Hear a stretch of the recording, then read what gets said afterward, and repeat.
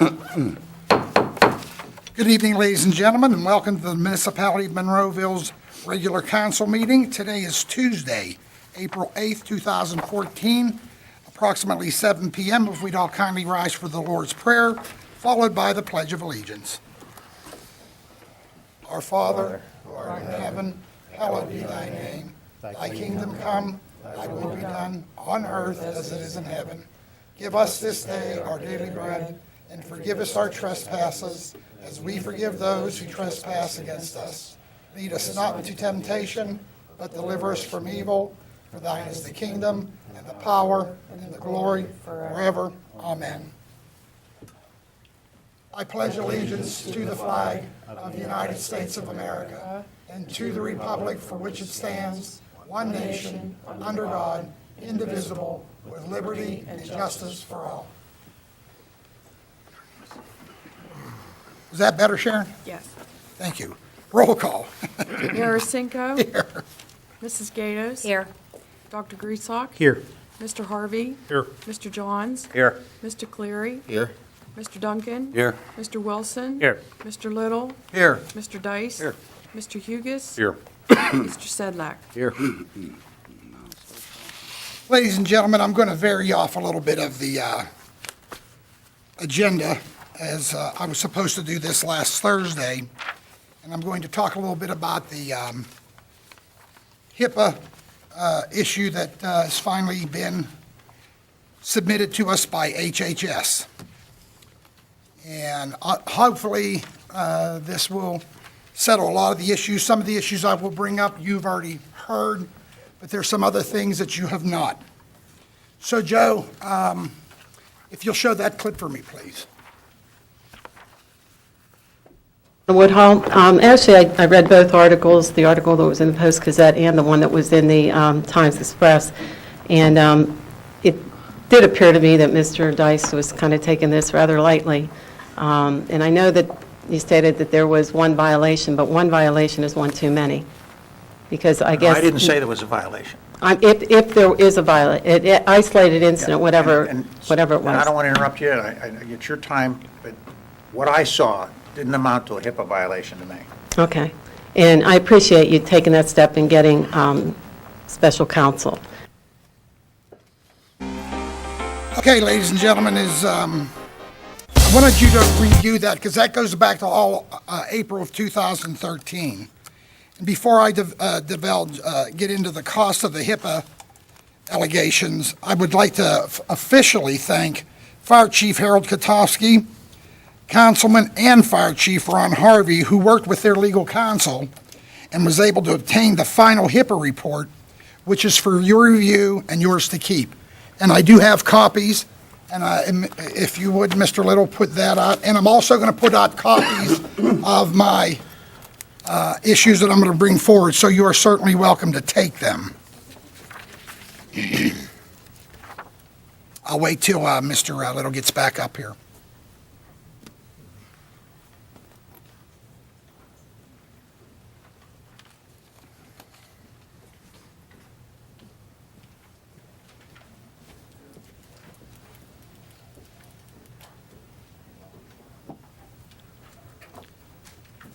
To date, just under $300,000 was needlessly spent, and I'm going to go over some of those issues with you. Let's just talk about the right to knows. Scores of right to know, over 100 to date, have been submitted by one person during this period. The time and cost to our right to know officer is extremely hard to quantify and continues to date and takes him away from his other municipal duties, but we will always adhere to the right to know law as per state law. Just on that issue right there, to date, I believe it's 110 to date from one individual that was certainly assisting the prior council and all the issues centered around HIPAA. Mayor, what's the cost for each I'm going to get into that, Okay, Tom. thank you. As you noticed, Tom, I put a copy on your desk for each I of you. got it, yeah, thank you.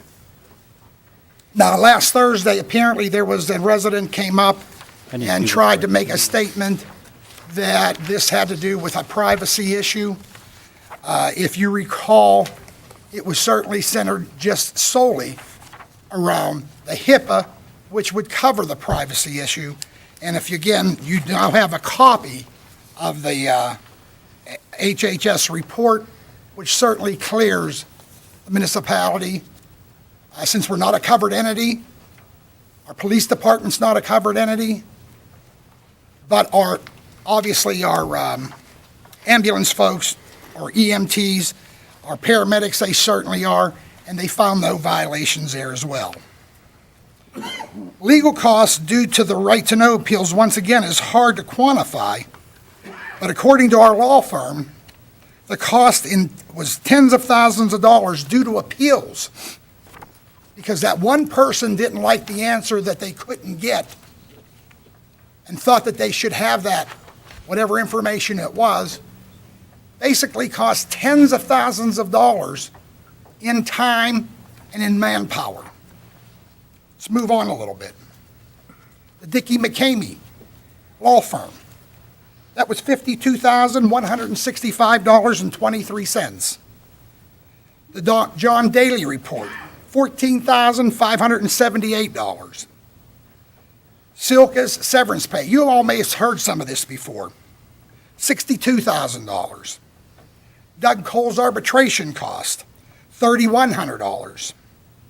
The police dispatch overtime between 9/1 of 13 and 2/28 of 14 was $60,542.25.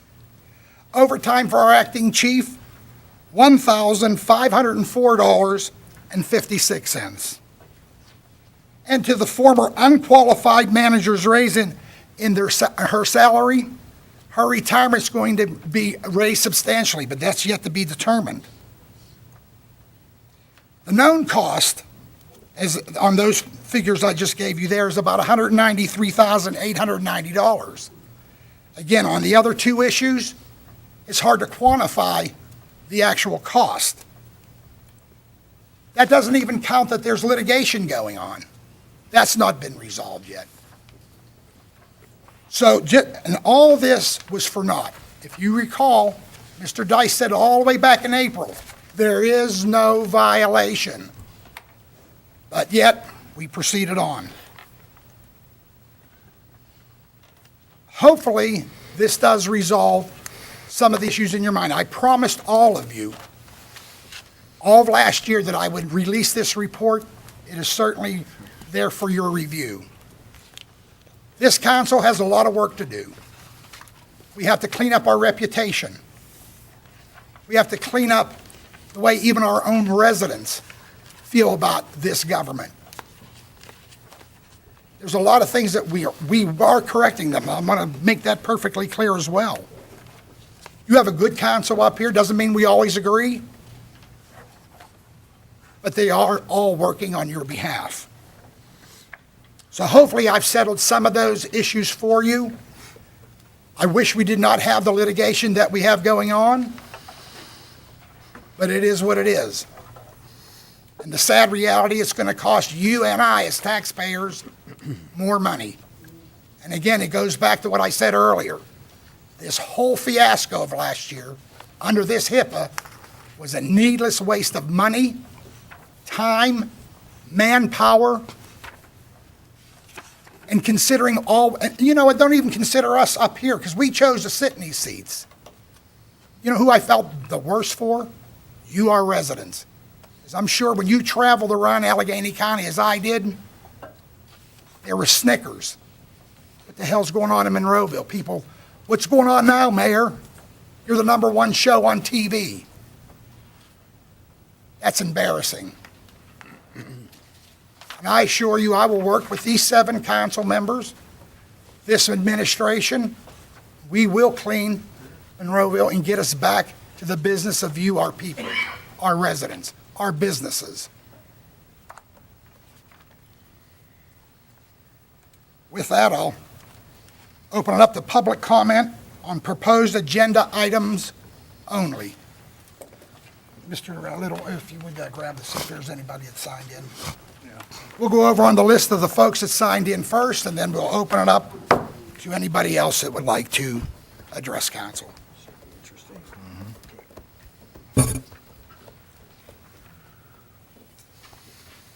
Just the top sheet.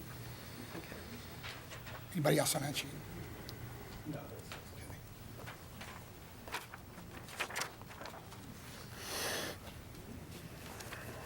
Ralph, I know we talked earlier. Do you want to talk about any of the agenda items, or do you want to wait to the very end? Okay. Dan Alexander, if you would, please. Dan Alexander, resident of Monroeville. Welcome, Dan. I'm here actually for two things. I'll go out of order like I wanted to. First of all, because of what you just said. And one of the things I want to touch on is hiring of new investigators to investigate the investigators. Honestly, I think that's a waste. I mean, because no matter what they say, you hired them. The other previous council hired the other one. So it's always going to be a he said, she said. And no matter what the other ones say, well, yeah, they're doing your bidding. Just like, well, they were doing their bidding. You know, they were friends of such and such and that. So it's, to me, it's a waste of $10,000. I think right now, the HIPAA violation says that, you know, there was no privacy leaks. You know, we spent all this money now. At this point, this enough. Enough's enough. You just got to gonna walk away because you're never going to ever settle it in anybody's mind, you know. They're going to say one thing, you're going to say the other. Somewhere's the truth in the middle, but, you know, it's just you keep throwing good money after bad.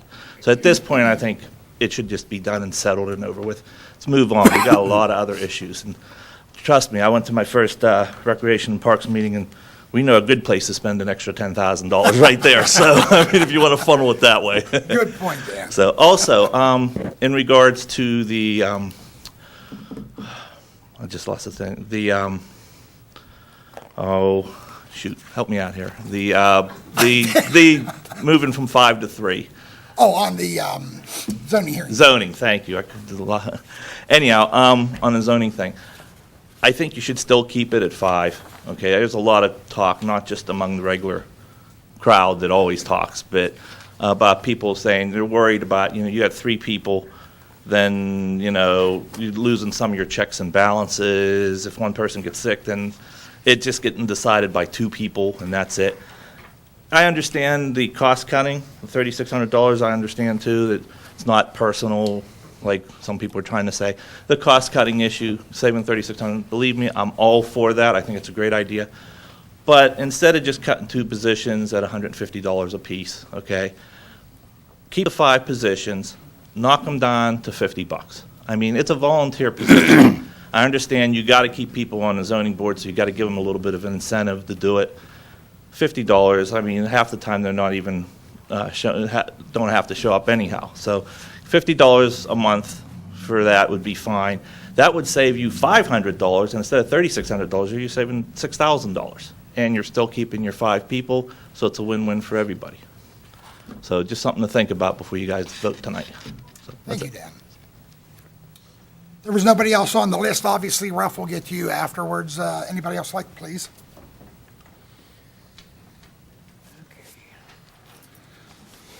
Please sign in, state your name for the record that you live in Monroeville.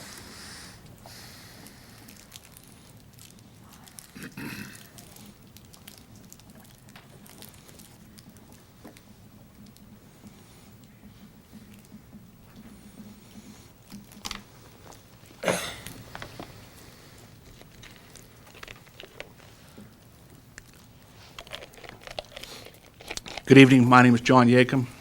I do live in Monroeville. Mr. Mayor, members of council, Manager Little, Solicitor Dice, good evening to all of you. Mr. Mayor, thank you for the opportunity to address you in council this evening. I have several questions regarding the ordinance hiring CSI investigations and the Pennsylvania Sunshine Laws. We were told last week that the story in the Post-Gazette by John Silver regarding the hiring of CSI Pittsburgh was created news or manufactured news. I'm trying to understand the facts. Usually I found Mr. Silver's stories to be quite accurate. Mayor Arasenko, Can you tell me if council met prior to last week's meeting to discuss the hiring of yet a second private investigator? I was in the hospital. You don't know if they met before you were in the hospital? Not to my knowledge. I was in the hospital, so I can't answer. any of that. Okay.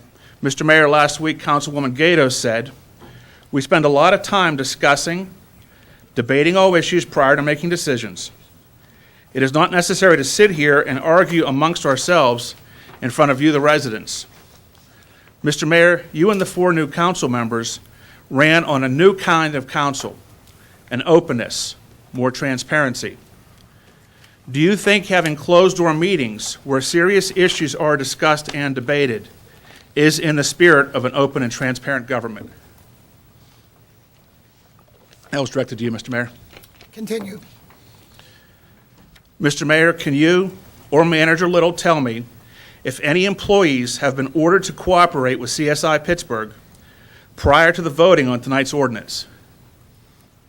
Continue. Were there any orders given in written or verbal form where an employee was required to testify prior to the passage of this ordinance? Continue. If there has been, is it appropriate since the ordinance has yet to be passed? Continue, John. Mr. Mayor, I realize the fire departments are independent entities from the municipality, but it's my understanding that there was some question as to their cooperation during the daily investigation. Can you or Manager Little tell me if any firefighters have been asked or ordered to cooperate with CSI Pittsburgh? Continue, sir. If so, is it appropriate for CSI to be interviewing these people since no ordinance has passed authorizing activity? Continue. Mr. Mayor, can you or Manager Little tell me if any employees have had their jobs threatened if they do not cooperate with CSI Pittsburgh investigation? Continue, John. Mr. Silver's story of April 3rd, in Mr. Silver's story of April 3rd, Mr. Silver stated that Interim Manager Timothy Little on Wednesday confirmed the existence of a broad and comprehensive investigation that will address, among other issues, recent personnel upheaval that involved his predecessor, the current police chief, and several 911 dispatchers who were fired. Mr. Mayor, last week, our solicitor suggested that newspapers now create the news. Mr. Mayor, can you or Manager Little tell me if that statement in the paper attributed to Mr. Little is true, or was it created by Mr. Silver? Continue. Also within Mr. Silver's story, Mr. Silver stated, Mr. Little was evasive when asked in what forum council made the decision to retain CSI.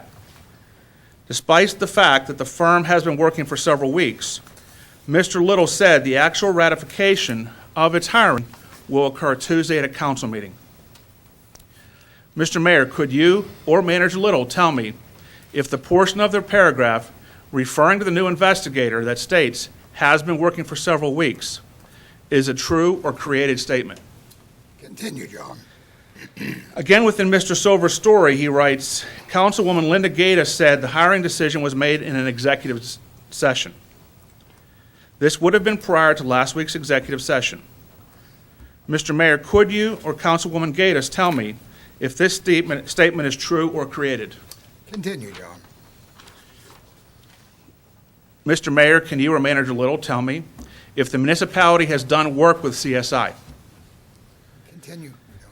Can you tell me if any employees within the municipality have a personal relationship with CSI or any of its principals?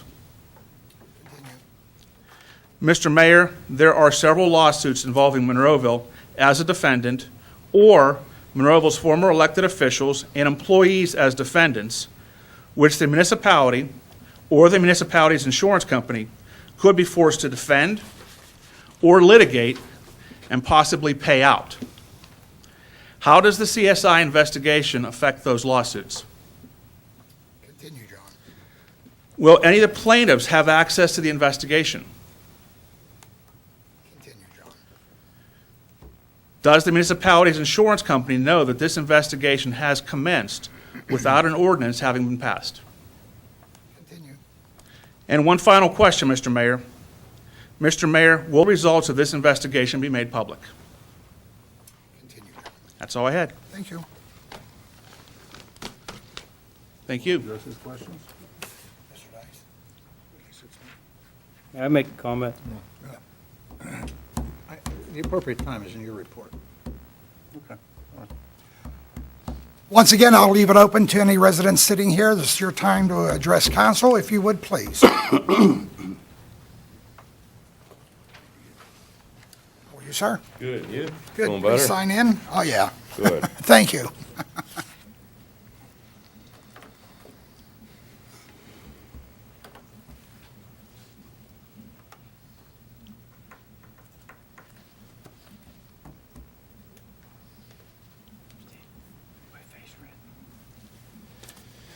My name is Patrick Monahan. I am a resident of Monroeville. I would agree with Mr. Alexander. I don't think that reducing this zoning board from 5 to 3 is a good idea at all. I do believe that if you really wanted to save money, you'd stop paying all of them. Ask for volunteers. People may or may not do their civic duty, but I Where think... were you when they were spending money before? Tom, Nobody was here saying, stop spending. Tom. Let the resident talk. Okay, I'm sorry, sir. The previous council didn't increase taxes nearly double in the first 2 months of your term, sir. Maybe it's time for you to move. Moving on to the investigation, I also agree with Mr. Alexander that it's going to be a he said, she said. It's never, we're not going to believe you. You chose not to believe the Daily Report. That's the way it is. I submit that the credibility for this investigation is already shot because of what happened before it even started. And I don't know CSI. I don't know anything about them. However, because you guys violated the Sunshine Act by taking official action without public comment or a vote. The fact that they already started their investigation, to me, is an official action. So therefore, this is already not a good thing. I think it's going to be a waste of money unless you have other reasons for doing so. I don't believe this is going to solve anything. HHS determined that there was no violation, which was a good thing because I'm sure their fine was going to be a lot more than anyone else's. However, there were privacy breaches. It's not what the letter says, sir. Yes, sir, it does. The letter from HHS specifically says that there were privacy breaches that were addressed by the municipality. I think it's the second to last paragraph the letter states that. You need to reread that. I will, thank you. But that's what I got. I'll reserve my other comments for later. Thanks. Very good. Once again, ladies and gentlemen, I will open it up to any residents who would like to address on the proposed agenda items only. Seeing none, we'll close that portion of our meeting, and we'll move over to approval of our minutes and council on the public budget work session of February 6th, 2014, the council public budget hearing of March 6, 2014, Citizens Night meeting of March 6, 2014, and the council work session of March 6, 2014. Any other corrections or additions? Seeing none, is there a motion on? So moved. Is there a second? Second. All in favor? Aye. Opposed? The ayes have it. Moving over to our reports of our tax collections. Once again, council, is there any additions or corrections to our reports of our tax collections? Seeing none, is there a motion on the floor? So moved. Is there a second? Second. All in favor? Aye. Aye. Opposed? The ayes have it. Moving over our list of bills, we'll go to the payroll report. Any additions or corrections on our payroll report? Seeing none, motion on the floor. So moved. Is there a second? Second. All in favor? Aye. Aye. Opposed? The ayes have it.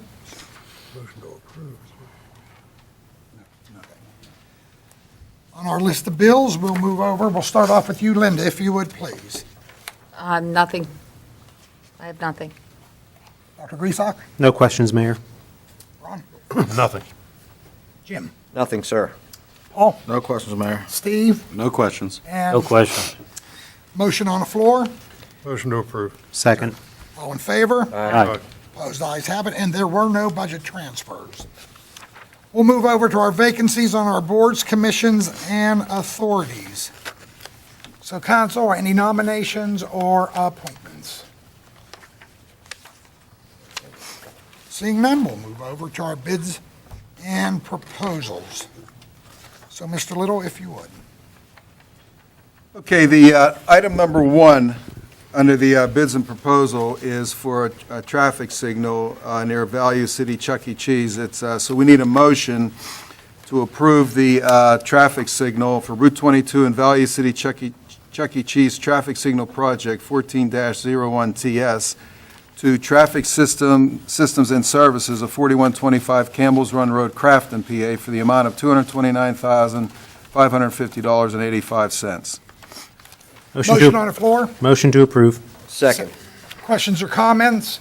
I have a comment, Mayor. I just Please. found it interesting, actually. I was talking to Mr. Hugus earlier, and this company came in about $30,000 cheaper than the next person. They competitively bid this, and it's a good thing for Monroeville.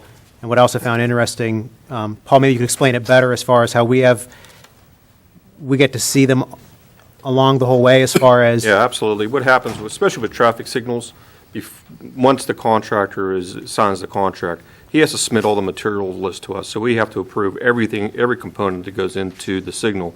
We have to approve before he purchases it from the vendors. So it isn't like he's going to use any substandard materials because we have to approve it before it gets put in and inspect it when it's completed. Yeah, and I just thought that was interesting for people to know. So there's a lot of control over how it is installed. Thanks. Any other questions or comments on this item before you, council? There's a motion and a second. All in favor? Aye. Opposed? The ayes have it. Mr. Little, if you would. Okay, item number two is the 2014 commodity bids. Now, this is rather lengthy, and council has each low bid, either, there is an aggregate total, but when the Public Works Department does call and get a riser for a stormwater, it's done by unit price.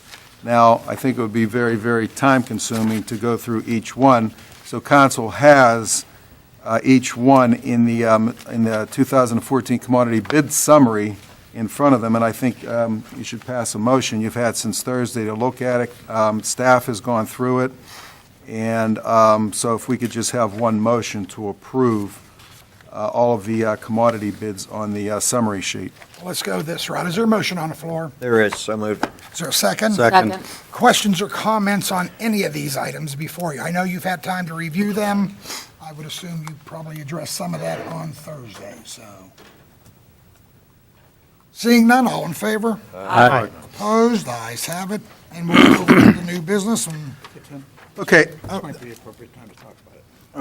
okay. Item number one is the motion, which is not an ordinance, a motion to hire CSI Corporate Security and Investigations and to address Mr. Yakim's questions.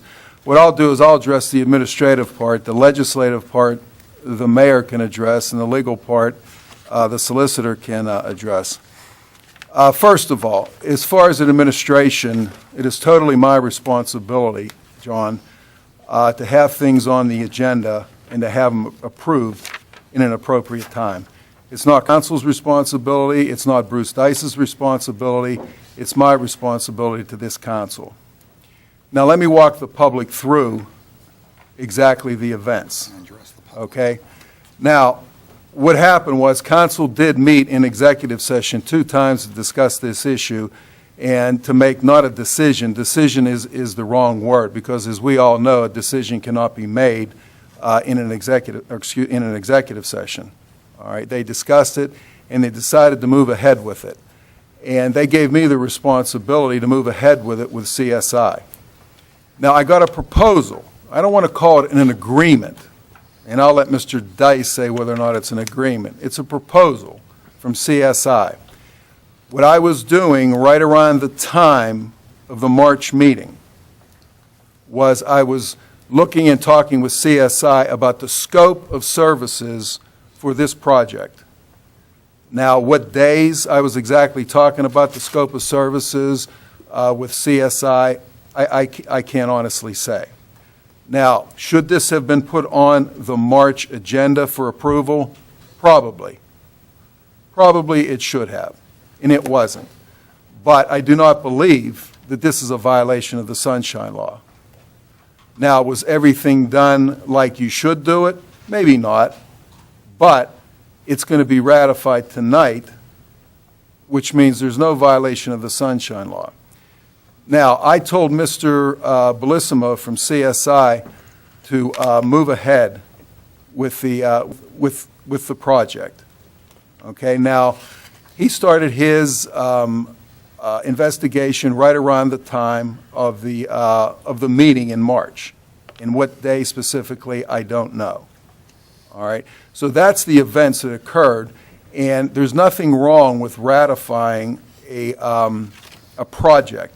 And I'll use the word project moving ahead at a meeting. You can hire, for instance, an attorney for a special project for some kind of special legal project, and you can discuss the scope of services, and you can have that person moving ahead with it, and you can ratify it at the following meeting.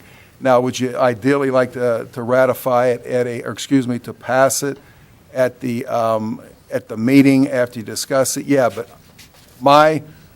my role in this was to discuss the scope of services with CSI. And I did that, and there were some things that had to be worked out there. So if you have any other questions, if I did not answer all your questions from an administrative end, you can ask me more questions if you want. But from a legislative end, for the intent of doing the project or the legal aspect of it, I'll leave that up to Mayor and Mr. Dice respectively. Well, I'm going to pick it up a little bit here, Bruce, if you would. The reason why I'm very much in favor of this resolution is that the John Daly report that was completed was done very inappropriately, and let me give you some facts. Every individual that was interviewed was not asked to sign and date their statements. Not one. There were a lot of individuals that were supposed to be interviewed, did not get interviewed. Each of those employees are now recanting every statement Mr. Daly put in that report. In other words, we spent $14,578 for a worthless piece of paper.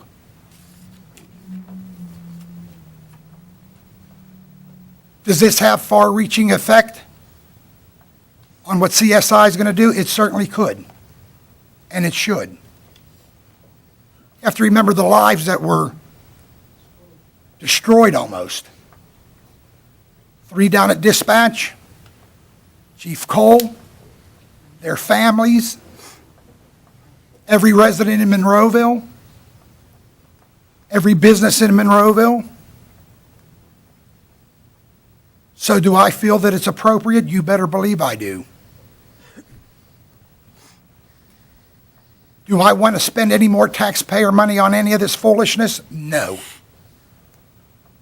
But there are a lot of things that happened that need corrected. If you remember, all 4 new council, as well as I, as your mayor running again, said we will get to the bottom of it, clean it up, and straighten it out. And that's exactly what we're doing. And the sad reality is, it still costs money to get it done. I'm not happy about it. But you have to remember, you dictated to all of us sitting up here, you wanted that cleaned up. And that's exactly what we're going to do. Mr. Dice, I don't know if legally, if there's anything you would like to address? Is there a motion on the floor? No, I haven't read it yet. Let's get a motion in a second. Is there a motion on the floor? So moved. I was going to read it. Oh, we're good. I thought you did. I'm sorry. Go ahead. No, a motion to hire CSI Corporate Security and Investigations Risk Management, Pennsylvania Western District, to provide investigative services relative to the accuracy and content of the daily report not to exceed $10,000. Motion moved. on the floor. Is there a second? Second. Mr. Dice, would you like to address that? I have nothing else to say. I think you guys said it well. All right, any other questions or comments from council members? Seeing none, all in favor? Aye. Opposed? Ayes have it. Mr. Little, if you would. Item number 2 is a motion to accept Beth Fishman's resignation from the Human Needs and Resources Advisory Board. Motion on the floor, Motion to approve. Second. and there's a second. All in, questions or comments? All in favor? Aye. Opposed? Ayes have it. Mr. Little, if you would. Item number 3, a motion to place a quarter-page advertisement in the ad book media guide for the Gateway Baseball Boosters. Motion on the floor. Motion to approve. Is there a second? Questions or comments? Seeing none, all in favor? Aye. Item number 4 is a motion to hire, Go ahead. You're a little quicker than me. oh, That's okay. okay, a motion to hire Campbell, Durant, Beatty, Palumbo, and Miller, P.C., in advisory capacity with police contract negotiations not to exceed $10,000. Motion on the floor. Motion to approve. Is there a second? Second. Questions or comments? Seeing none, all in favor? Aye. Opposed? Ayes have it. Thank you, Mr. Little. Mr. Dice, if you would. Yes, the first ordinance is an ordinance amending ordinance number 1667, restructuring the membership of the zoning hearing board from 5 members to 3 members for economic reasons. Motion on the floor. So moved. Is there a second? Second. Discussion? Yes, Mayor, I have something else to add, actually. I could say this now or say it later, but and Mr. Dice maybe could help me out with this. I want to ask council to consider for next month to advertise an ordinance to restructure the way the zoning hearing board is paid. If we approve the 3-membership board, to restructure it so those members are only paid on months when they have a meeting. Currently, they're paid regardless if they have a meeting or not. If there's a way we could restructure that, I don't know if we get into the specifics now, or if we just ask the consent of council to look into this, advertise this for next month, to discuss it next month. Second that. Okay. Did you make a motion? I was talking to the mayor. He just made a statement. It was more of a statement. Okay. I could, Okay. Well, that'll be addressed, that we couldn't Yeah. put that on the agenda anyway. No, so- I think, though, what Councilman Griesach is indicating is that he wants to take another step in the restructuring of the zoning hearing board to, I think, indicate that when they have meetings, they're paid a certain stipend for that night. right, because the payment, let's say the pay ordinance is not tied to this ordinance. It's a separate Right, ordinance. it's a separate ordinance. It doesn't have anything to do with this. And what, we can discuss this at length next month, but what I was maybe thinking is that, like currently, let's say somebody comes on the board January 1st, that's when they start. They get paid in January. Then they get paid February and so on and so forth. But perhaps maybe we stagger that payment so they come on in January. Their January payment is until February. So if they have a meeting in January, they would get paid. If they did not have a meeting in January, they would not get that February paycheck. And then that would move on till their term ended. And then when they finished in December of one year, if they had a meeting in December, they actually would get paid in January for that. Okay, So and would you want to pay them do you know what sum you want to pay for that one meeting? maybe we leave that up to discussion with council at the next month's meeting, Okay, but I or when we draft the ordinance. the way, yeah, well, the problem would be, I think we could draft the ordinance and just leave the amount blank and fill it in whenever it is that you decide to pass it. But I think what's in order then, notwithstanding the fact that there's a motion and a second on the floor right now, when this is voted upon, when you vote on this restructuring, Nick, my suggestion would be to introduce a motion following that to instruct the solicitor and manager to go forward and draft an ordinance to do what you just suggested and advertise it. Very well. So why don't we vote on the motion you have on the floor, and then I'll give you the instruction on that. Okay, there was a motion and a second. Any other comments? Seeing none, all in favor? Aye. Opposed? Mr. Dice, if you would. Okay. Now it's appropriate, Nick, to make the motion to instruct the solicitor and manager to restructure the pay for the zoning hearing board to be done on the basis of meetings served, and the pay will be left blank for council to fill in maybe the night of the meeting. Presently, what is it, 150? 150 a month, yes. You may want to do something with that number, but we'll get it advertised if this motion passes. So it's a motion to prepare an ordinance and advertise the ordinance affecting and restructuring pay for the zoning hearing board, much like Nick has already suggested. So I will, Is there a motion? so I will make that motion, and I won't repeat all of that, because I think Mr. Dice did a fine job of explaining all of that. Is there a second? Second. All in favor? Aye. Aye. Opposed? The ayes have it. Moving on, Mr. Dice. Okay, second ordinance is an ordinance amending ordinance number 2497, the benefits of Monroeville exempt and non-exempt employees. Motion on the floor. Motion to accept. Is there a second? Second. Questions or comments? Seeing none, all in favor? Aye. Opposed? Ayes have it. Mr. Dice. Yeah, as I think about this, and some of you have whispered to me now, what do we do about the filling of the vacancies, or filling of the restructuring the zoning hearing board? You will see under resolutions, and it might be appropriate to do this now as opposed to later, there's a resolution appointing members to the restructured Monroeville Zoning Hearing Board. That's the very first resolution. So if you turn to that resolution, Section 1, 2, and 3 need names filled in. So why don't we take that up now, since, it's hot on the passage of the restructuring ordinance that you've already passed? So a motion would be in order to pass the resolution appointing various members, and there's 3 spots. So the motion should read, a motion to approve the resolution and give me the names to fill into the 3 spots. So moved.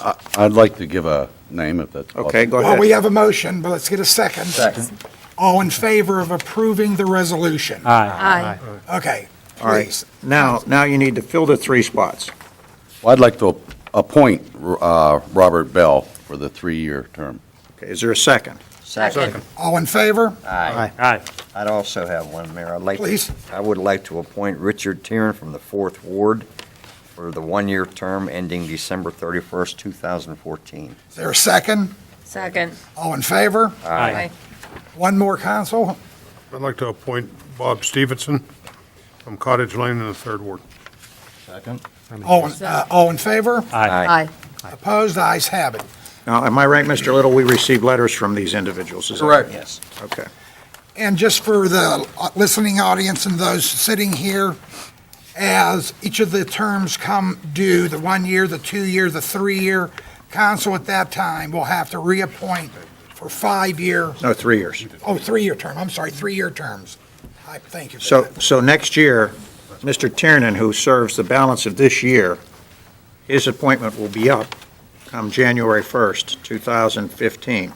And if you were to reappoint him, he would be appointed to a 3-year term. And so on. And so on. Council clear on that? Yes. Okay, let's move over to number 3 on the ordinance there, Mr. Dice. Yes, the third ordinance is an ordinance appointing Timothy J. Little as manager of the municipality of Monroeville and establish a compensation and benefits package pursuant to Section 701 of the Home Rule Charter. Motion on the floor. Motion moved. to approve. Is there a second? Second. Questions or comments? All in favor? Aye. Opposed? Ayes have it. Mr. Dice. The last ordinance is an ordinance establishing the compensation and personal benefits for Chief of Police Kenneth D. Cole. Ron? You wanted to call an executive session? Yes, I'd like to call an executive session on that before we vote on it. So a motion's in order to go into executive session to discuss the working conditions and compensation of the Chief of Police. Is there a second? Second. In favor? Aye. Aye. Opposed? Ladies and gentlemen, bear with us. We will have to go into executive session on this one item. I promise we'll get back as soon as we can.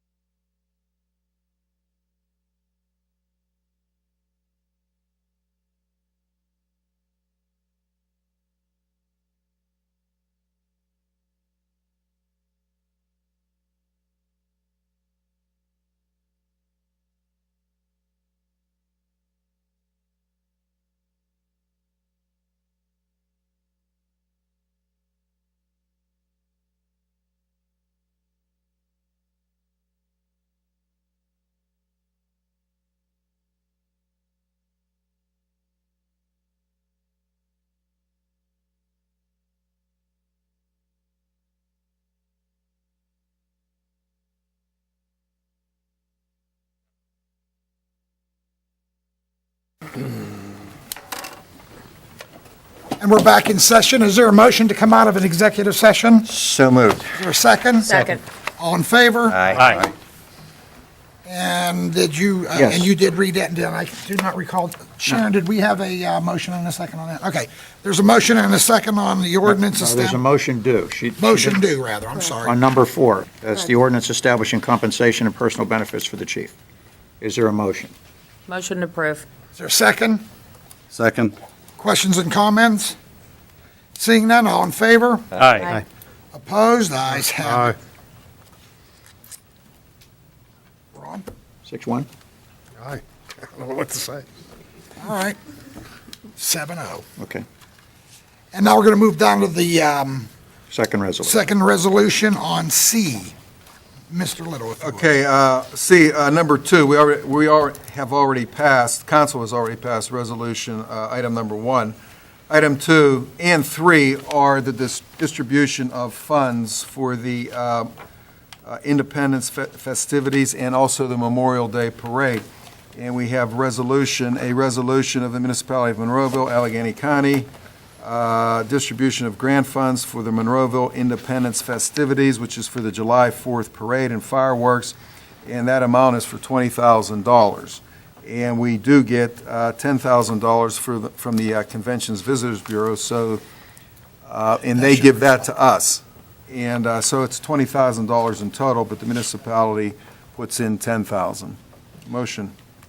Wait a minute, just clarification, shouldn't that still read 10,000, Mr. Dice, since we are getting, or should we leave it at the 20, your opinion? Well, how much is being put out? Actually, well, it's 10,000 our end and 10,000 from the convention center. Okay, well, then, let's just make sure it says that. It says both. Okay, I can do that. so you want to maybe redo that? We can redo that where it says now, therefore be it resolved by council of the municipality of Monroeville on the 8th day of April, 2014, that it agrees to release $10,000 from the municipality and $10,000 from the Conventions Visitors Bureau for the purpose described in the grant application. Motion on the floor, So moved. is there a second? Second. All in favor? Aye. And the number 3. Okay, the second one is for the distribution of monies for Memorial Day, a resolution authorizing the distribution of grant funds for the Memorial Day Parade, and that is in the amount of $3,200. Motion on the floor, Motion. To approve. is there a second? Second. All in favor? Aye. Aye. Opposed? Ayes have it. Thank you, Mr. Little. And now we're going to move over to reports of our municipal staff. Bruce, anything for us? No. Tim, anything for us? Yes, I have one item, just to let council know, the 2013 audit has been completed by Hozak Inspect, and just as a comment, we will be receiving that audit probably within the next month, but the audit went a lot smoother than I had anticipated, and I just want to commend the staff on that, everybody that worked in getting information for Hozak Inspect. And we'll be getting that in about a month, and then the council will have the opportunity to review it, and I'll have Representative Peter Van Cherry from Hozak Inspect here to go over the audit. Questions or comments for Mr. Little on that item? Seeing none, Paul, they have you down now. Any Nope. words of wisdom? No comment. Okay. And now we'll open up for public comments on any municipal item. It is your turn.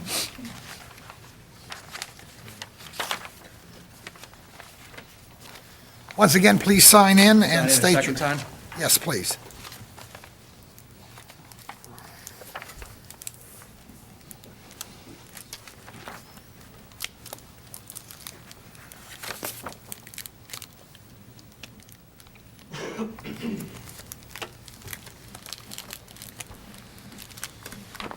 Okay, again, my name is still John Yakum.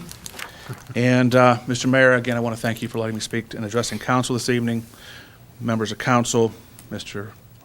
Little, and Solicitor Dice. Mr. Mayor, I have several questions for you this evening. Again, I know I've asked many questions in the past, and rarely do I get a response, but I'm optimistic today. It is wonderful that the municipality escaped sanctions from HHS regarding the HIPAA complaint. I want to applaud the previous council and Manager McKinney for bringing in special counsel to handle this issue. I also want to applaud Solicitor Dice for supporting that decision at the time. During the time of the daily investigation, Mr. Mayor, many residents came forward and asked to be able to see the daily report. And on more than one occasion, you promised that you would release the report. And on one occasion, I'll quote you, even if I have to make copies myself. You seem to imply there were no national secrets within the report and that the report most certainly should be released. Mr. Mayor, besides the press ostensibly having the report, phiprivacy.net has both Chief Cole and Chief Pasquarella's comments available online, and a Facebook page has been posting portions of the report. However, after talking to several residents, many of us feel that we should be able to see an official report. Mr. Mayor, the report certainly could have employee information redacted as permitted by the PA open record rules. The taxpayers paid for this report. Both newspapers, the Attorney General's office, and HHS all suggested that even though no HIPAA violation occurred, privacy issues did occur and unauthorized individuals had access to information. Mr. Mayor, I urge you to be a man of your word and release the complete daily report. That's all I have this evening. Thank you, sir. Once again, I'll open it up to any resident who would like to address council on any municipal issue.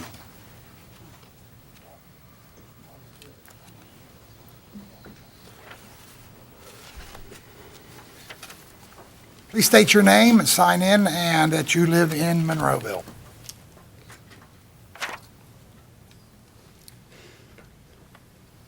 Ralph Greco, and I live in Monroeville. Welcome, Ralph. Okay. Dr. Grigshaw, I want to thank you for taking the mayor's place. You did a nice job. Thank you. I did hear a little crackle in your voice. More It's a hot seat. than his. Well, wait a while, I can't do that. Not mine. I'd rather be down here. The thing that I'd like to address, and I don't know if I'm going to do this properly or not because I'm not used to it, is that I understand that we have had 49 policemen, and now we're down to 41 because some of them retired. And I just really think that we need to go back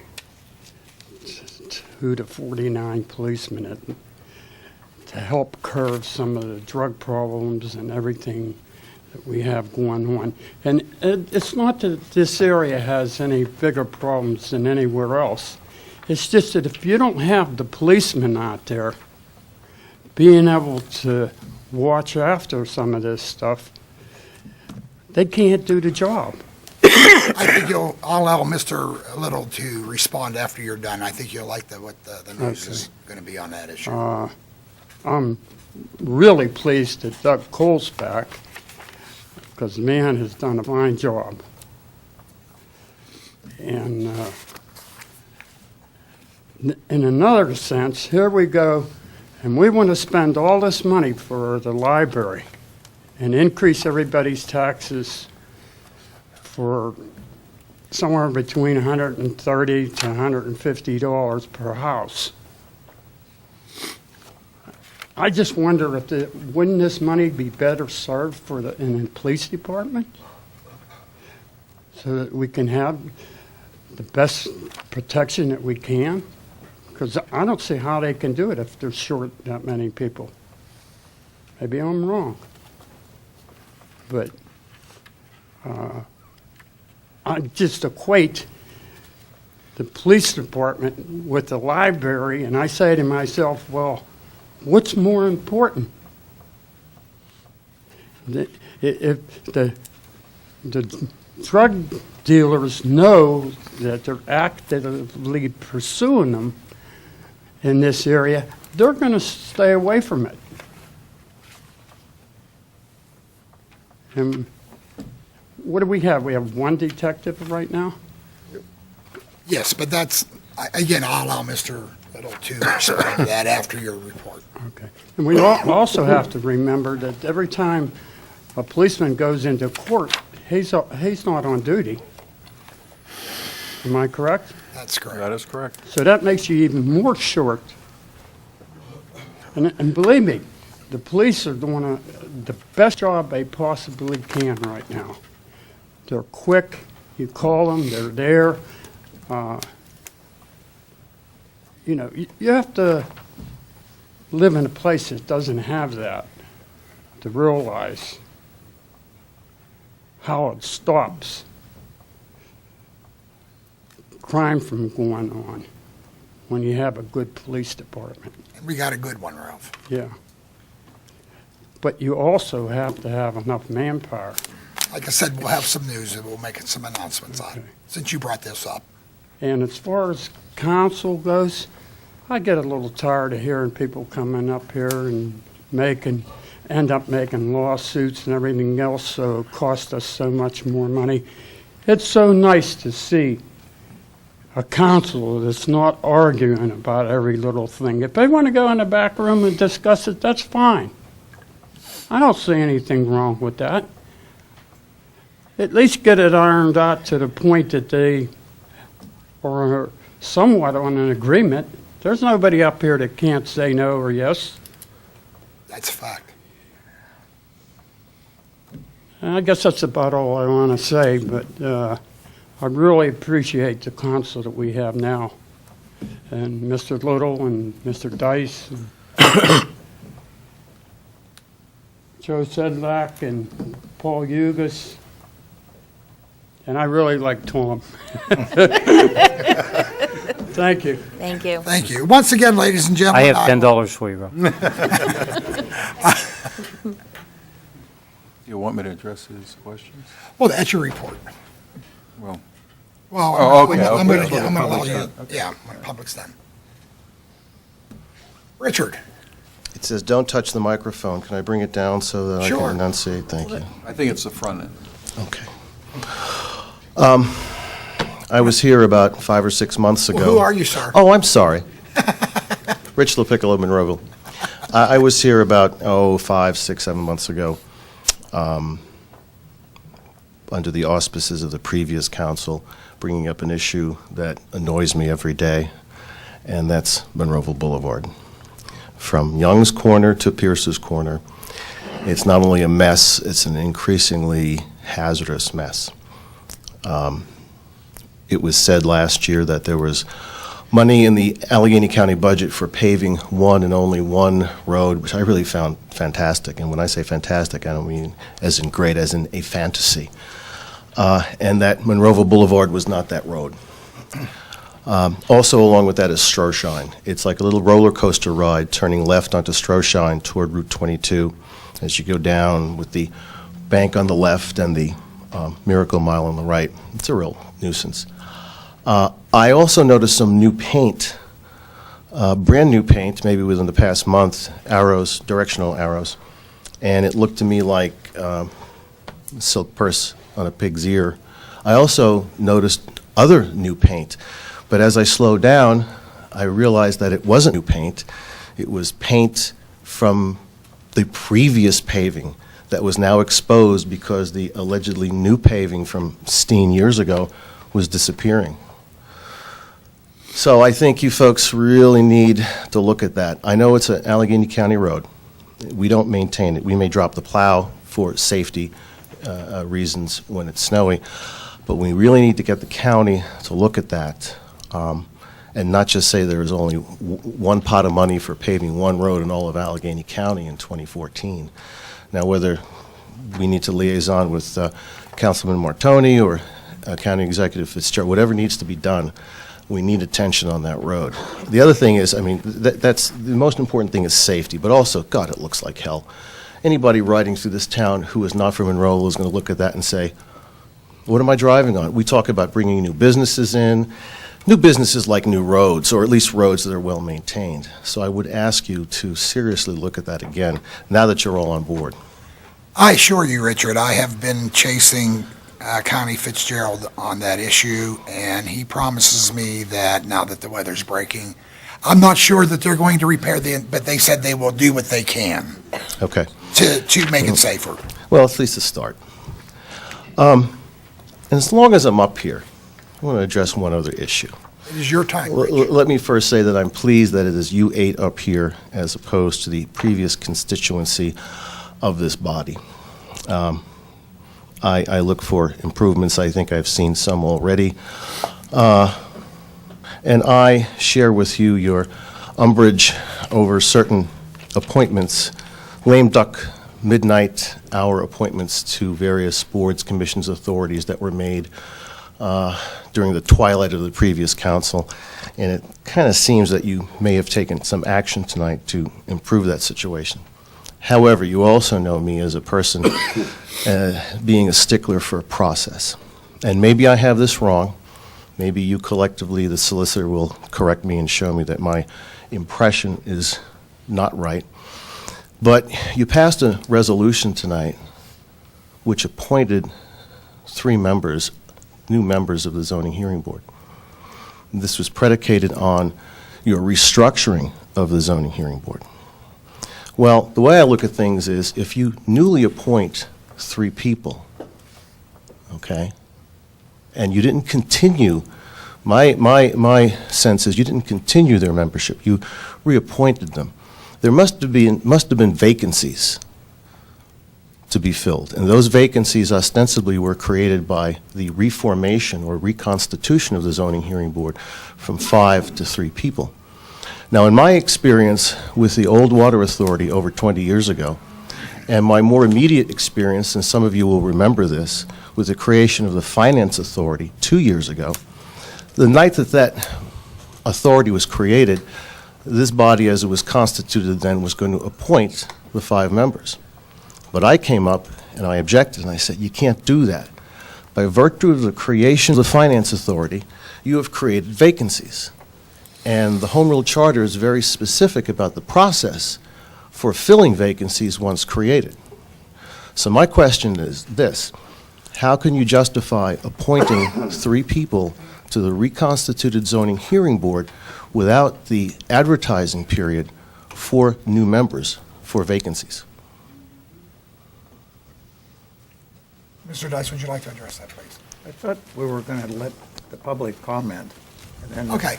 That's No, my I comment just- and question. Remember that? Stop it, Bruce. Okay. No, but we'll address the issue then. Okay. Anything else, Rich? Tonight? Yes? Okay, I'm done. Thank you. Thanks. Once again, we'll leave that open for public comment.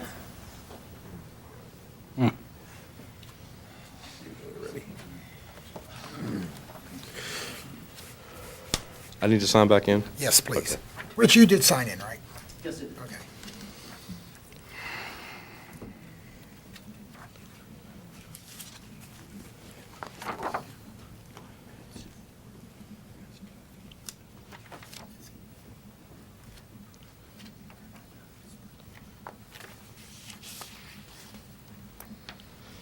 My name is Patrick Monahan, Monroe resident. Mr. Mayor, I took your advice, and I reread this letter that you gave me. And the last paragraph on page 2, it's the 4th paragraph from the end, says, with respect to the specifics of complainant's complaint, during its investigation, OCR identified the fact that dispatcher center records were accessible to unauthorized individuals from August 2nd, 2010 to February 7th, 2013. It was during that period that the incident identified by the complainant occurred.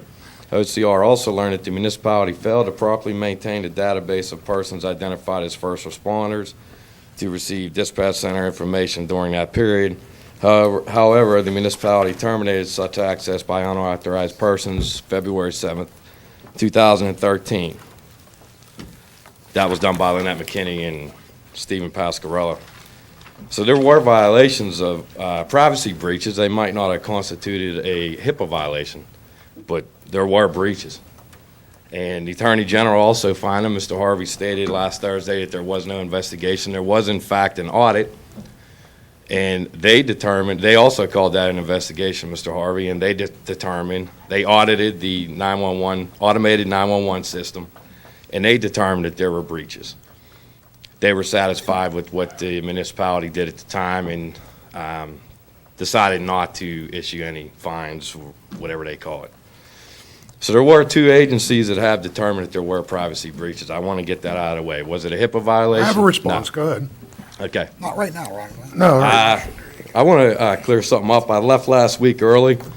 I don't think it was early. Citizens Night was over, and I did leave, and I left to spend time with my sister. It was her birthday. If I offended any of you for leaving, I do apologize.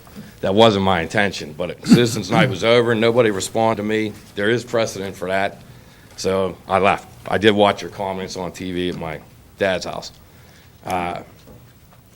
I'm the resident, and I don't owe any of you anything. I'm not obligated to any of you. However, the opposite is not true. You guys represent the residents, everyone watching at home, and me. I do not appreciate the comments for me to move. I don't appreciate being called a bad apple, a naysayer, because I disagree with the policies of this administration, and I exercise my rights as a citizen to complain about them, as you did last year, and you did, Mrs. Gatos. Nobody called you names.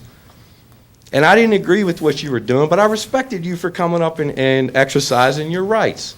Now that you're on the other side of the bench, I would appreciate if you would show me the same respect. I'm not up here to cause trouble. The trouble was already started before I started coming here. I'm all about Monroeville too. Believe me, I got a lot better things I could be doing on a Tuesday night than standing here in front of all you. I'm here because I believe in Monroeville, because my belief in what we should do and yours is not the same, doesn't mean that I'm anti-Monroeville or I'm not for Monroeville. I wouldn't say that about you. I disagree with you, but I wouldn't say that you are anti-Monroeville and what you're doing is wrong. We just disagree. That's it. I don't appreciate that at one bit, and I think it discourages citizens from coming. This chamber should be full, and people should be not sitting there eating popcorn or whatever they were doing that you saw, but they should be here. They should know what's going on. I'm sorry, but there needs to be citizen oversight of our council. It's that simple, so we know what's going on. Unfortunately, because of all the past history of politicians, we can't take your word for it. We have to scrutinize. It is our obligation to scrutinize what you do and call you out if we don't like it. All of you have done that.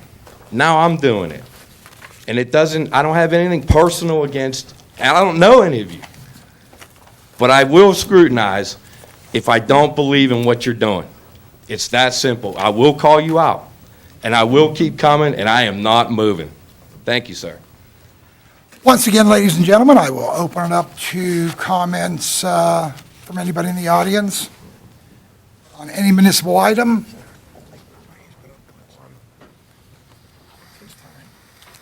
Ralph Greco Yeah. from Monroeville. You already signed in, didn't you, Ralph? Yeah. You're fine. There's one thing I'm having a hard time. The library was able to go out and get a petition with 500 signatures in order to be on a ballot. Okay, That is correct. is that right? What's to stop the fire department from doing that, the police department, or any of these other departments?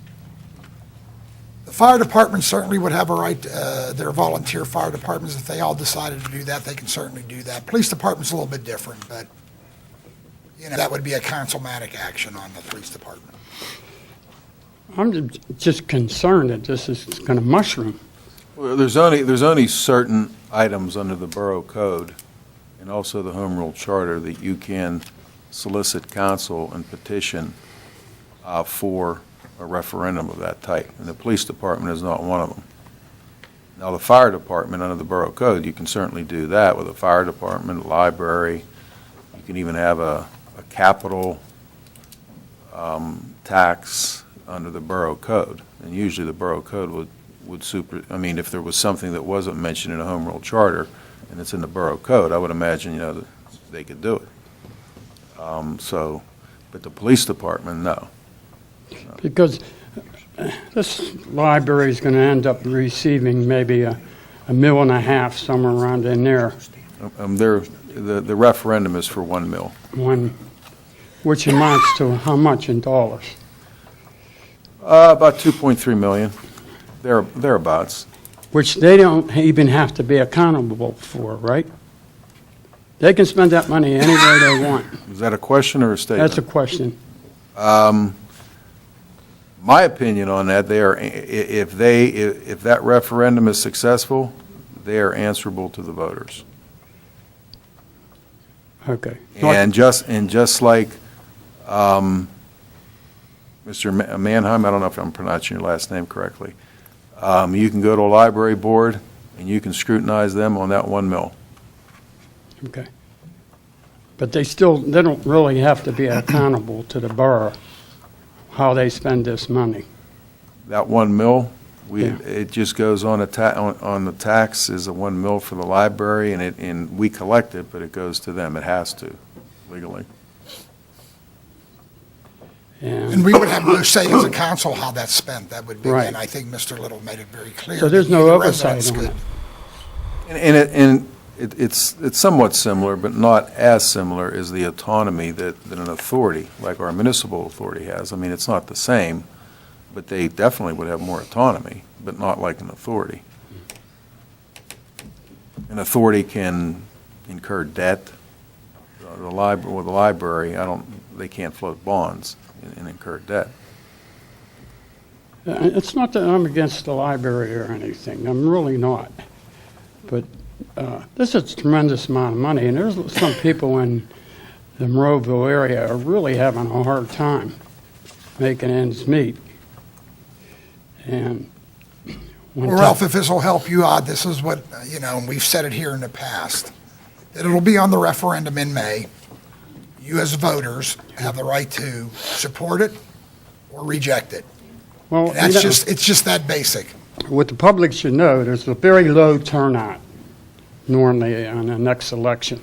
And that's why they wanted it on the ballot.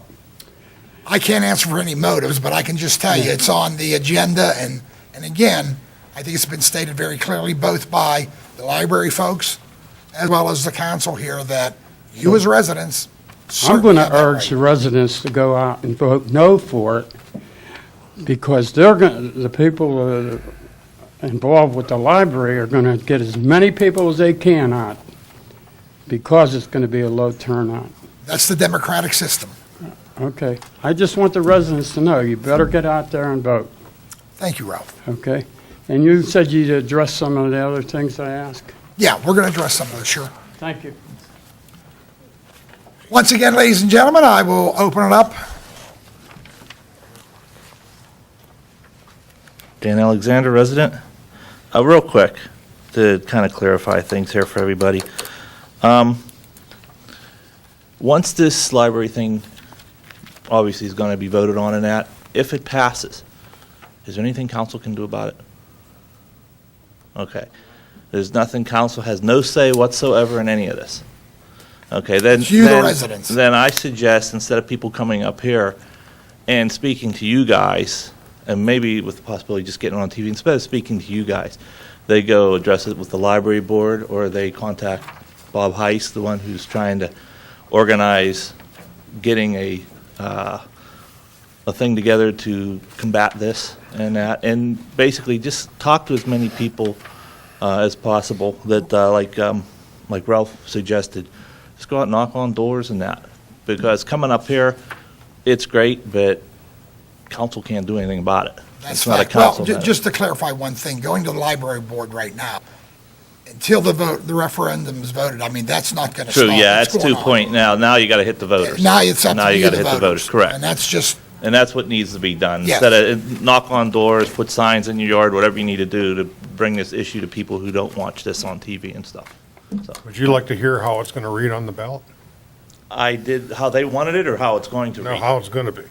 Well, you can put it on how it's going. I know how they wanted it to be. It was Now, like this a was submitted to the paragraph long. county, and the county came back and said, shall a 1 mil special tax be imposed by the municipality of Monroeville on all taxable real estate in the municipality of Monroeville effective January 1, 2015, and thereafter, the proceeds of which shall be allocated and used only for the maintenance and operation of the Monroeville Public Library.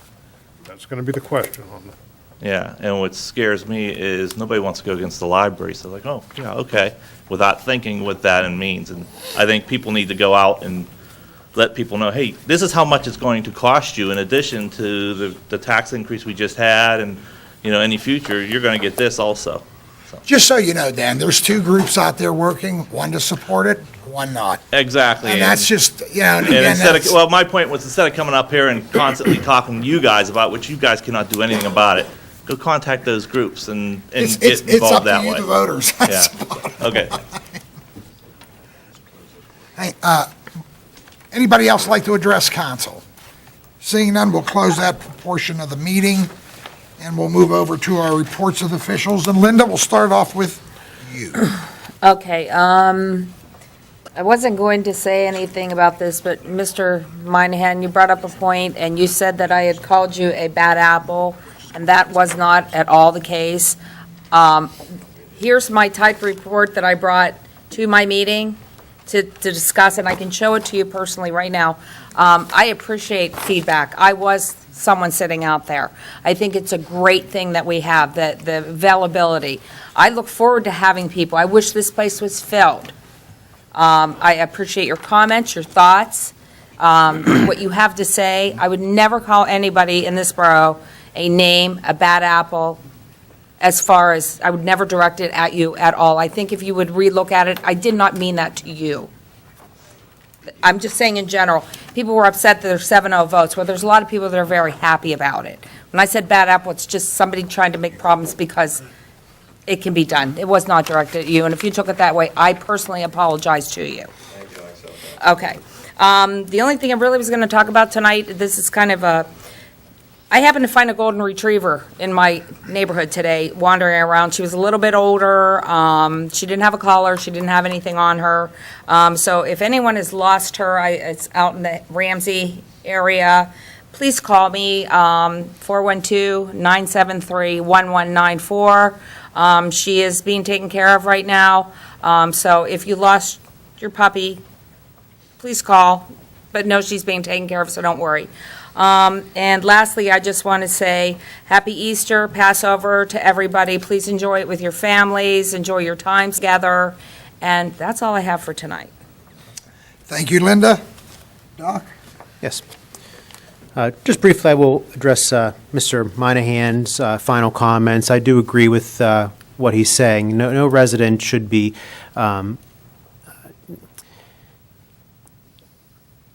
discouraged from speaking at a public meeting. And, council should maintain a positive, professional atmosphere when that's being done. And the hope is that the residents also, maintain a professional atmosphere as far as that goes as well. And the hope is that when residents do speak, that they are not misleading the residents in any way. I'm not suggesting that you are in any way, but in general. But you are correct in your final comments. Yes, you should be allowed to speak your mind and do it in a safe environment. So that being said, moving on to some other ways that residents can get involved with the community. The Monroeville Foundation is a 501c3 nonprofit. They try to raise funds and raise money and solicit money for various civic projects in Monroeville, for the parks, for neighborhoods to enhance the municipality. They are looking for new members. It's been around for a little bit, but they are looking for new members. So anyone that's interested in the Monroeville Foundation, maybe getting involved with the municipality, please send a letter of interest or an email to Mr. Little, or maybe contact one of your representatives, and maybe we can see if we can get you on the board. But they're looking for new members, and hopefully they can fill those vacancies. I spoke in the past about the Monroeville Trail Advisory Committee. It is something that I was a member of years ago when Mayor LeMayo was sitting in the mayor's chair, and it seemed to it disbanded over a few years. And recently, there's been some projects that are coming up that I'm hoping to restart that committee. So anyone who's interested in getting involved, we're going to be contacting the previous members of the Monroeville Trail Advisory Committee. But anyone else, please, shoot me an email or the manager, or give me a call to get involved. Essentially, what we're going to be doing is looking at different projects, different trails, existing trails that we have in Monroeville, to maintain them, clean them up, and look for ways to improve them. There's also, Mr. Estock spoke at one of the meetings. There's a big trail project expanding from Murraysville to Trafford, down near the Turtle Creek Railway at the bottom of Saunders Station Road. It's a major project that's going to be happening here through the Westmoreland County, I guess it's the Department of Recreation. They have received a grant, and they are going to be fixing that up and cleaning that up, and certainly we'd like the Monroeville Trail Advisory Committee to chime in on that and help out where we can, so please consider joining. And we also have an Eagle Scout who I've been helping, along with Mr. Estock's been helping as well, who he is going to be doing some work on the Heritage Park Trail. If you're familiar with the dog park, it loops up around the dog park, and this Eagle Scout has definitely some big ideas for that trail, and with any Eagle Scout project, they are certainly looking for as many hands as they can get. So he's hoping to get started April or even in May, start doing some cleanup and tackle that project. So please, once again, Monroeville Foundation, Monroeville Trail Advisory Committee, any interest, please let us know. And those will be, hopefully, we'll try to get them on the TV15 and the website. Other announcements.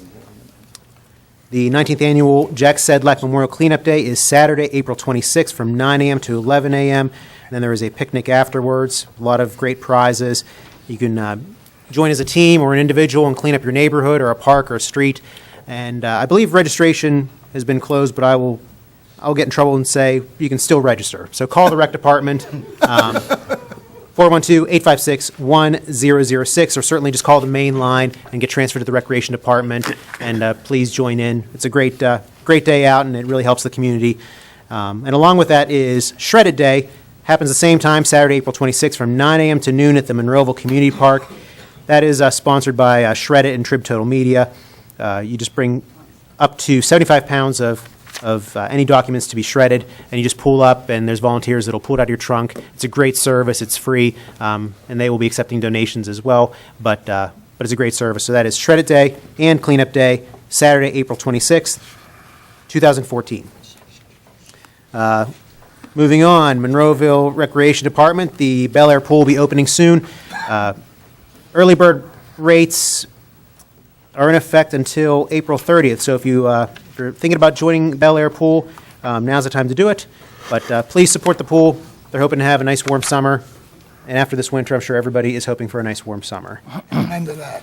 And we have two events this weekend. The annual Easter egg hunt is this Saturday, April 12th, at the Monroeville Community Park West. It's in the ball fields, and they've been doing this for a few years, and they have it got it down to science now. They actually have it on both ball fields. They're fenced in, so the kids are all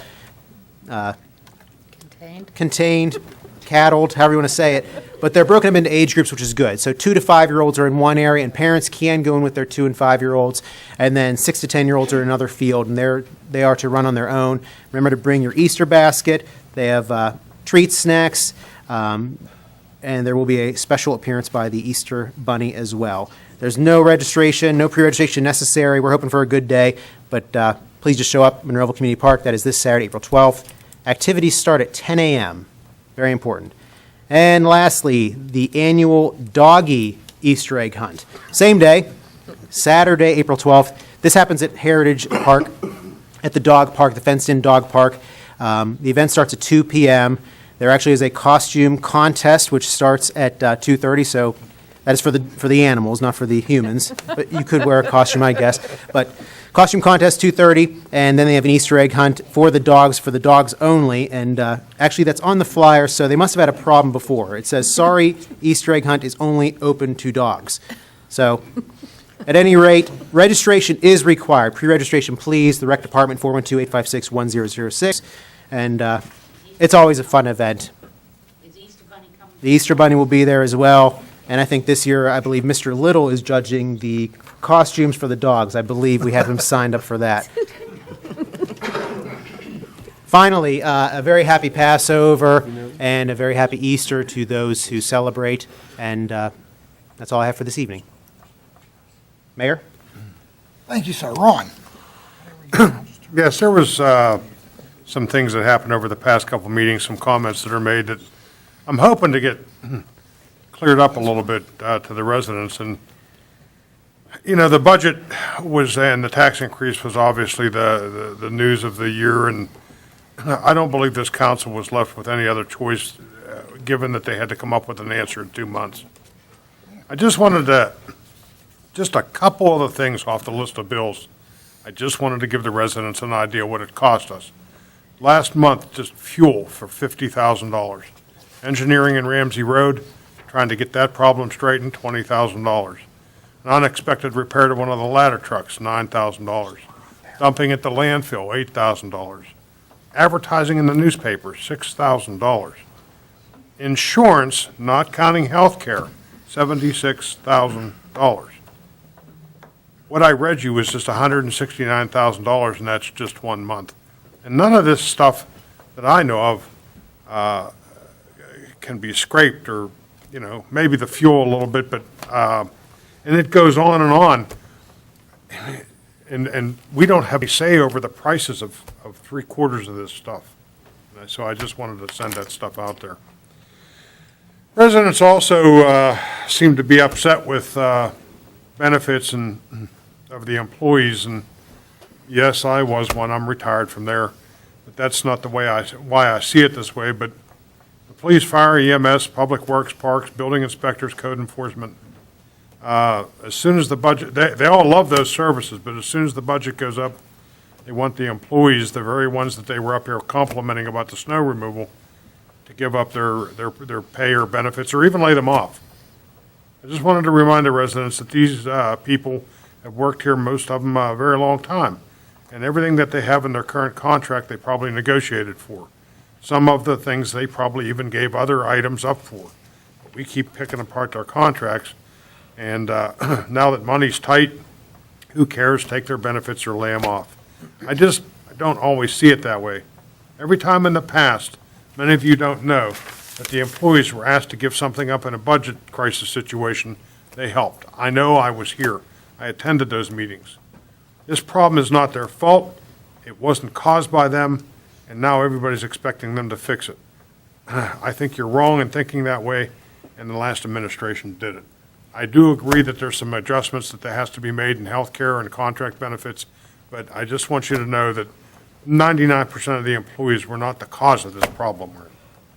So, I sent out a letter to the residents on Burke and Donley Drive concerning no parking on the street. As my luck would have it, you're not going to believe this, but 53 residents returned my ballot, and it was an exact split. 26 to 26, with one person not caring.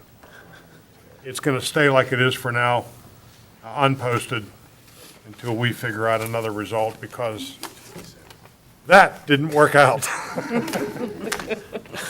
Only me. I thought it was going to be an overwhelming one way or the other, but 26 to 26. I think we need to make a more aggressive attempt to encourage new business to come to Monroeville also. I have, since a long time ago, looked at the budget's pie chart, the income pie chart. And for most of you that don't know, the businesses are paying the tab. If you look at that income pie chart, they are paying way more of the tab. Not that we don't pay our fair share, we do. But I think it would be nice, I think the residents, I think most people would like to see new businesses come into Monroeville. So we have to encourage them. And I was thinking about an idea that, and I don't know, I'd have to look down the line at all of you, because I'm the new guy on the block here. But I was thinking about offering a new business that came into Monroeville in 2014, property, not zero tax. And in 2015, they would pay 50%, and in 2016, they'd be up to 100%. I don't know if anything like that's possible. it's an idea that I thought of. Another thing is I'm against the suggestion of a finance committee, or budget committee, as the resident put it. I talked to many of the residents. Some of them bumped into me just while I was out shopping or doing my own personal agenda, and they told me they think it's too much government. It's more government. We're the people that they put in. They want us to be the finance committee because we're the ones that answer to the residents. They're the ones that voted for us. They're not, of all the people I talked to, they're not in favor of any way of appointing a finance committee to work out our financial woes. Everyone compares our taxes to Westmoreland County. I did some research there. They haven't had a reassessment since 1971. So my comment is, I don't know how you compete with that.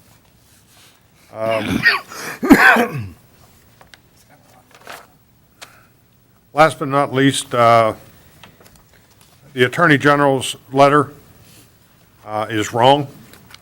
I intend on proving it. I can't do it tonight yet. I'm working on it.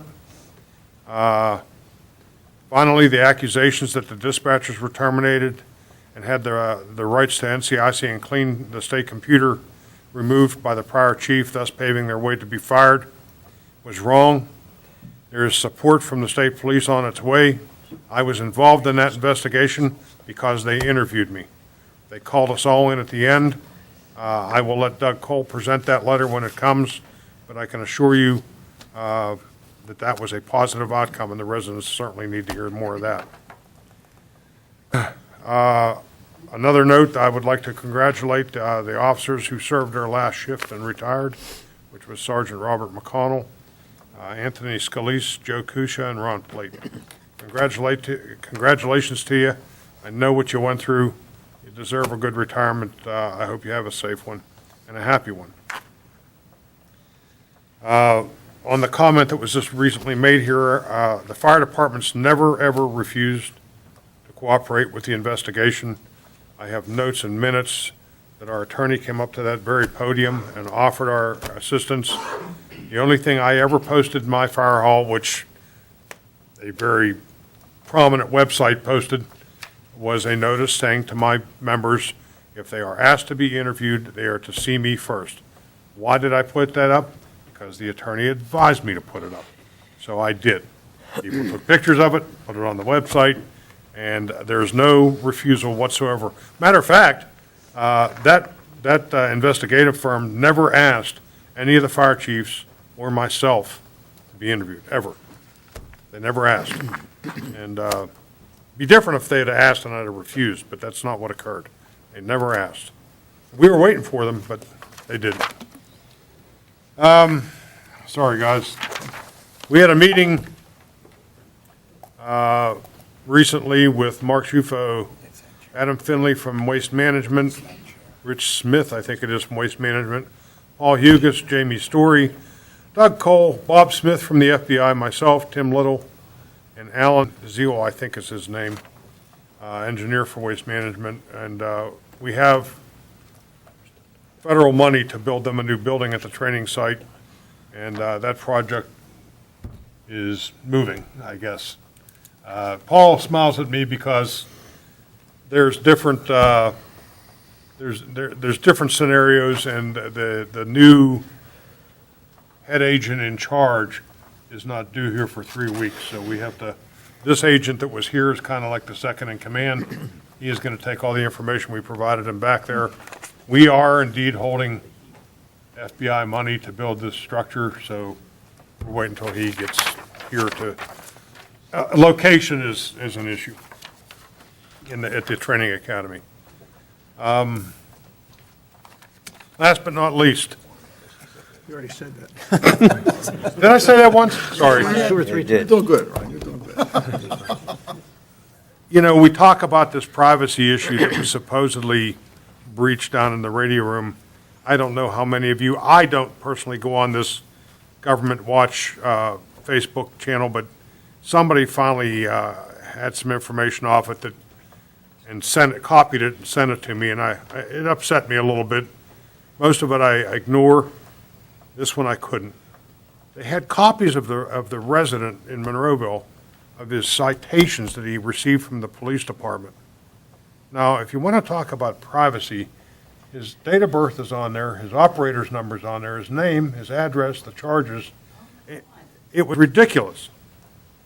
I can't believe that that was done. Secondly, there was a copy of a list of the dispatch center's page list, which included all the members of the fire companies and EMS service, names and cell phone numbers, how we get calls. A copy of the memo from then Representative Ramsey requesting this list, and then gave it to somebody. Somebody wrong got it, because they put it on this website. And the point being is that some of the people, a lot of the people on there, paid for unlisted numbers and gave them to the dispatch center so they could be paged for calls. And now they're out there on a public website, not to mention that some of those people on that list were juvenile. And so now the juvenile cell phones published on a public website. So I tend to say they're worried about privacy. Come on, you have to be real here. I know that most of the firefighters' parents of the young men and women that were juveniles, their phones have since been shut off or changed. But I thought that was so irresponsible, and I wanted to just say that. And Thank you, Robert. Jim? Yes, sir. Try to be brief. For those of you who didn't hear me on Thursday, a few of the events that are going on at the Monroeville Convention Center. The Toy and Comic Book Show is Friday, April 11th through the 13th. Iron Mike Productions. This is a pretty big event coming to Monroeville. Mr. Iron Mike Tyson is going to be live with Showtime. Tickets are going to be $35 to $100. It's going to bring a lot of people to Monroeville. I understand. I was at a meeting recently. Most of the hotels around the area are already booked solid. So it's going to do some business for everybody. The International Gem Show is Friday, April 25th through the 27th, and I apologize if I didn't say the date for Iron Mike. It's the 18th of April. The Gun Show is going to be the 26th through the 27th of April, and the Pan Spring Coin Show is going to be May 8th through the 10th. And last is Friday, May 9th, is the Pittsburgh Folk Festival. And with that, I'm done, and happy Easter to everybody. Thank you, Jim. Paul? I'll be brief, and just in response to Mr. Monahan, by all means, I encourage you to come up, pick apart everything we're doing, but don't expect to be challenged, to not be challenged by me sitting here. I'd be remiss not talking about this because the people that did vote me in, voted me in, quote, because I call a spade a spade. And that's what I'll do every time. By all means, you please come up, speak, talk. I think you're inaccurate. I never called you a name. I addressed the fact that you picked my side, your side. There are no sides here. That's what this council's here for, to stop this my side, your side. I don't speak as eloquently as some of my colleagues up here on council, and that's fine. But please be rest assured, I want you to challenge me, but expect to be challenged back. Say that. That's all I have, Mr. Mayor. Thank you, sir. Steve? I'd just like to thank everybody for coming out and have a happy Easter. That's all I have. Tom? Thanks, everybody, for coming out. Happy Easter, everyone. There's there's companies out there that drill for oil or mine for gold and so forth. And when they reach the bottom of the pit or into the forest part of the mine, all of a sudden there's nothing more there.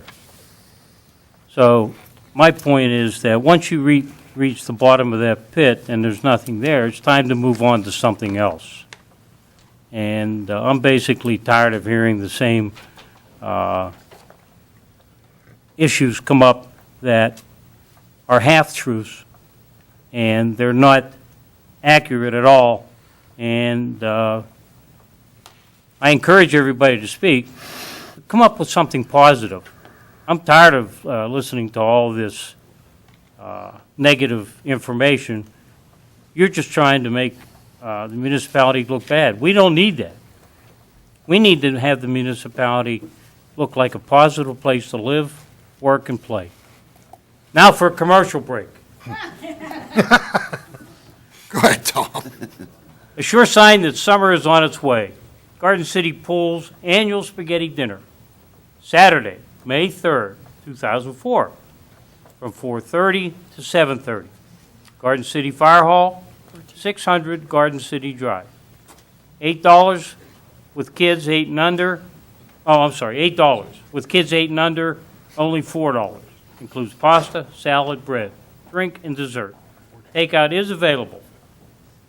Each dinner purchase gives you a chance for drawing to win a $100 discount on a pool membership. Swimmers Network will also be there with the swim team suits available for purchase. Thank you, Carrie Pugliano. With that, I'm finished. Paul, I know you had one more. I'm sorry, and I It's forgot. okay. Just real quick, I went to a meeting last night. It was Sustainable Monroeville. Yes. I hadn't heard about it, and coincidentally, Manager Little was there, and I didn't know he was going to be there, so that was a nice little surprise. I think they said they meet the first Tuesday of every month. It's in Monroeville Library in the basement. What a passionate group of people they are. A very small group, but I encourage anybody who is, looking at recycling or anything that you can do for the environment. This is a great group. But they are small. But I think that's how good things start, with a small group of passionate people. So I just encourage people, just if you're interested, go and check it out. I was pretty amazed. I just wanted to, I know a lot of people don't know about them, so I just wanted to bring it up real quick so maybe a lot more people could hear about it and go out and check them out. That's all I have. All right. For real this time. And I promise I'll try to be very quick. I just wanted to thank, thanks to Nick for covering me last Thursday. I'm hearing that you did a wonderful job. To many of the residents that wished me well, as well as council, thank you. I feel good. Obviously, the one thing I did, and I wasn't sure if I was going to mention this or not, one of the issues that have always said for the years I've sat as mayor, that I never wanted to give up the dispatch center. Well, lo and behold, I've heard the stories when you call the county and you get a busy signal, or you get put on hold, and that happens. Well, guess what? It happened. My wife called 911 because I needed to be taken by ambulance. Thank God, I still had my senses. I said, dial our 412-856-1111. And the good work of our Fire Hall 1, EMS personnel, and our paramedics, thank you. They were there very prompt.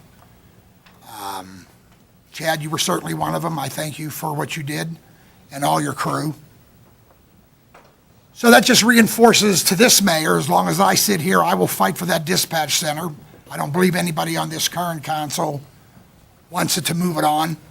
Yes, is it expensive? But I'll tell you what, when you need it as I did, you better believe it's real good to have it. And that's all I'm going to tell you on that. In regards to what Jimmy mentioned on the convention center with the boxing match coming up on the 18th, I do want to just give you a name. His name is Sammy Vasquez. He's a local kid. He currently is living in Monroeville, California rather, but he is a local kid, and his aunt works with my wife. And my understanding is Sammy has potential to be the next champ in his weight division. They said this kid is a powerhouse. There are 7 matches there, and the seats are going quickly. So, as Jim suggested, if you're interested, and I love boxing, I would get online, and that is on Showbox, which is part of Showtime.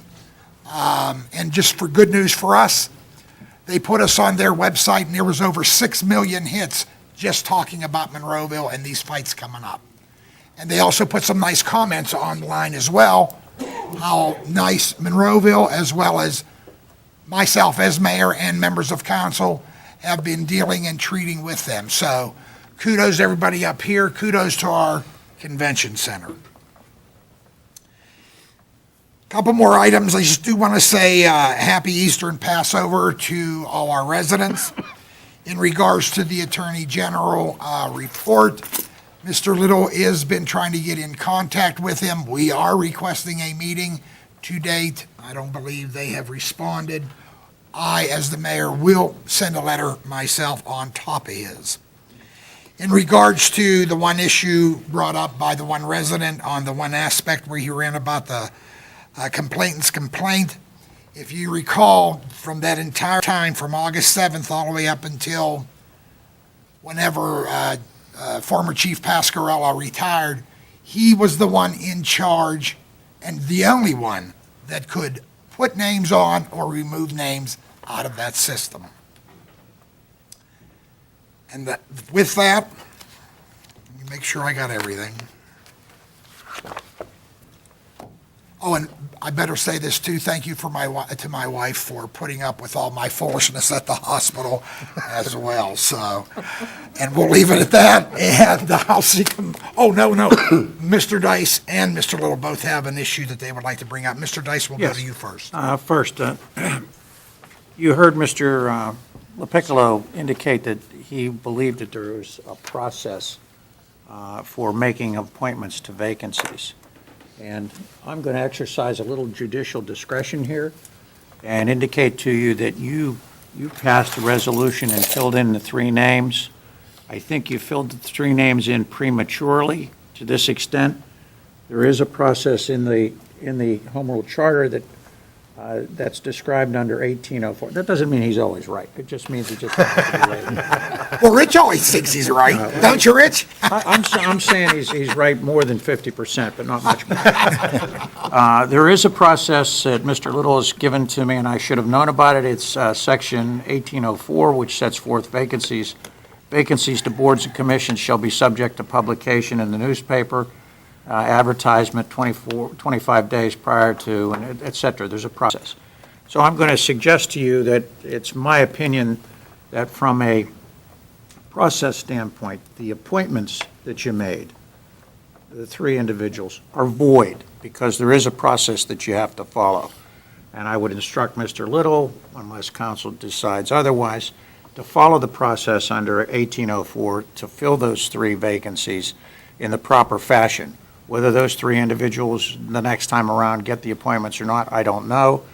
But you should follow the process under the Home Rule Charter, which requires advertising, nomination, and appointment. Do you need us to make a motion on that? No, remember, I've done this once before with the mayor's vetoes. Rich was right. He was more right about this than he should have been. Well, Mr. Dice,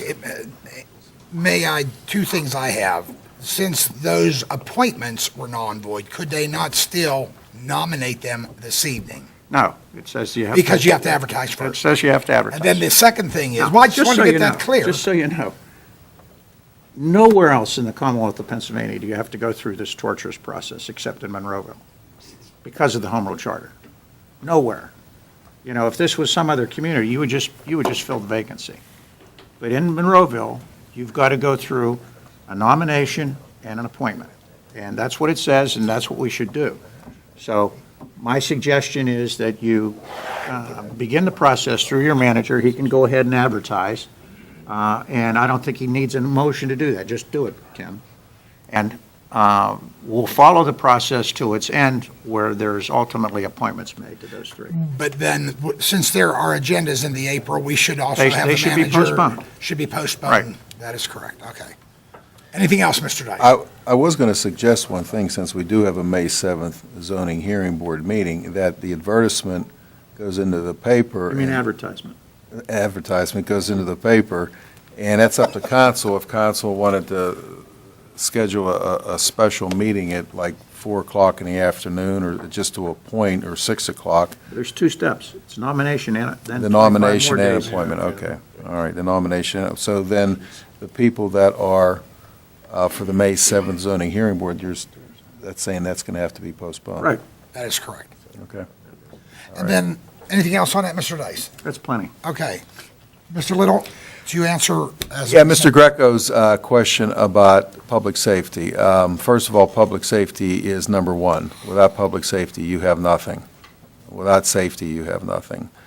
And we have 46 officers budgeted for the 2014 budget. It was one of the first things I addressed with Chief Cool back in January when I was reviewing over the budget. So we put in for 46 officers, and with those retirements, they are going to be replaced before June 1st.